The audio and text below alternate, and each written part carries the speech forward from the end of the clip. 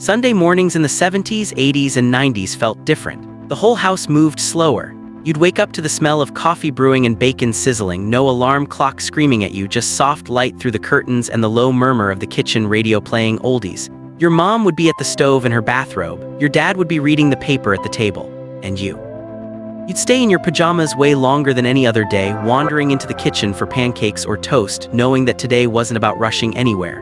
It was about family, about routines that repeated every single week, about big lunches at grandma's house and sleepy afternoons on the couch. If you grew up back then, you know, Sundays had their own rhythm, their own feeling. This video walks through what Sundays really felt like in the 70s, 80s, and 90s, from slow mornings and family visits to big meals and that unmistakable Sunday night feeling before Monday.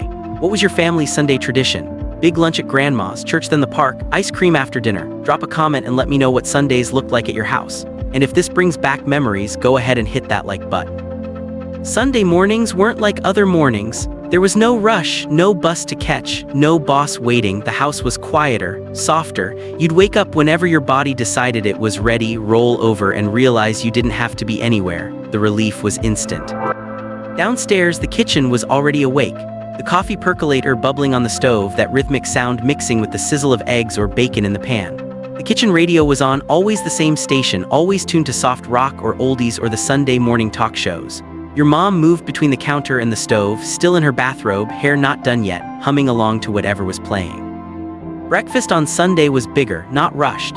Pancakes stacked on a plate, toast with butter melting into the edges, orange juice in a glass pitcher. Your dad sat at the table with the newspaper spread open, reading the sports section or the comics, his coffee mug leaving rings on the wood. Nobody was in a hurry. You'd sit down in your same spot, pour syrup, and eat slowly, listening to the radio jingle between songs.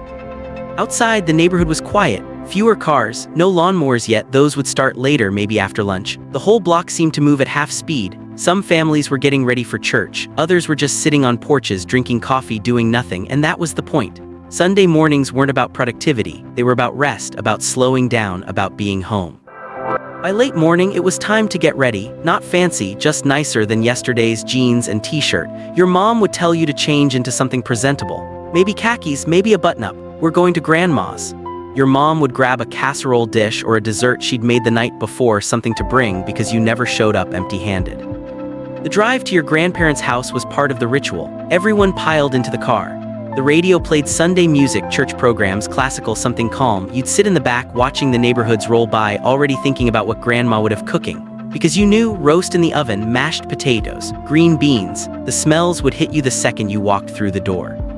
Grandma and grandpa's house had its own world. Old furniture with doilies on the armrests, family photos covering every surface, a ticking clock on the wall that seemed louder than any clock should be, the smell of coffee always on, no matter the time of day, and food, always food, something simmering, something baking. The kitchen was the heart of the house and grandma ruled it. Aunts and uncles would show up too, cousins running in and out of rooms, playing in the yard, yelling too loud. The adults would gather in the living room or around the kitchen table, telling the same stories they'd told 100 times before. Nobody minded, that was part of it, the repetition, the comfort of knowing exactly how the day would go. When it was time to eat, everyone gathered. The table was set with a long tablecloth, extra chairs squeezed in wherever they'd fit. Mismatched plates, glasses of different sizes, it didn't matter. What mattered was that everyone was there. The food came out in waves. A roast, golden and steaming, mashed potatoes in a big bowl, butter melting on top, pasta with red sauce, chicken and rice, salad in a wooden bowl, bread rolls passed around the table, butter dishes following. And in the middle, bottles of soda, Coke, Sprite, maybe root beer, sweating condensation onto the tablecloth. Kids sometimes sat at a smaller side table. The adults would talk over each other, work, school, sports, relatives you hadn't seen in years. Conversations layered on top of each other, everyone contributing, nobody really listening, but somehow it all made sense. You'd eat until you were full, then eat a little more because grandma insisted. Dessert came after, even though nobody had room. Pies, cakes, jello molds, cookies, ice cream if you were lucky. And then even after the dessert was gone, people would linger, sipping coffee, picking at leftovers, talking, laughing. The meal stretched out for hours, not because anyone was still hungry, but because nobody wanted to leave. If you'd like a longer, deeper version of this story, tell me in the comments and write longer version. Now, let's keep going. And here's the thing, most families ate the same thing every Sunday. The same roast, the same potatoes, the same routine, and that repetition wasn't boring, it was comforting, it was home. After the big meal, the food coma hit hard. You'd see it happen in real time. Your dad or your grandpa would lean back in their chair, eyes half closed, fighting it for a minute before giving up and heading to the living room. They'd sink into an armchair or stretch out on the couch, and within minutes they'd be snoring.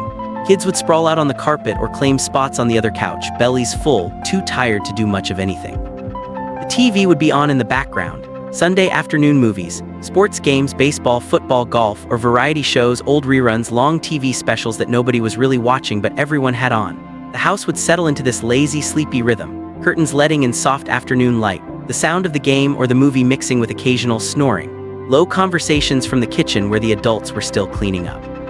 Some families would go for a walk after lunch, a slow stroll through the park or around the neighborhood just to get out, to move a little, to let the food settle. Others would pile into the car for a drive, no destination, just driving, windows down, radio on. Maybe you'd stop for ice cream, maybe you'd just circle back home. Or you'd stay inside and play, board games on the carpet, cards at the kitchen table, kids with toys scattered everywhere. The afternoon stretched out slow and easy until eventually the sun started to dip and Sunday began its quiet shift into evening. By the time the sun went down, the mood changed, subtle at first. The TV shows shifted to more serious programming. Your parents would start saying things like, "Did you finish your homework?" or "Go take a bath, it's getting late." The weekend was ending, you could feel it. There were little rituals: packing your backpack for school, laying out your clothes for Monday, checking your lunchbox, making sure your gym clothes were clean. Your parents did the same, sorting through work bags, checking planners, setting things by the door so they'd be ready in the morning.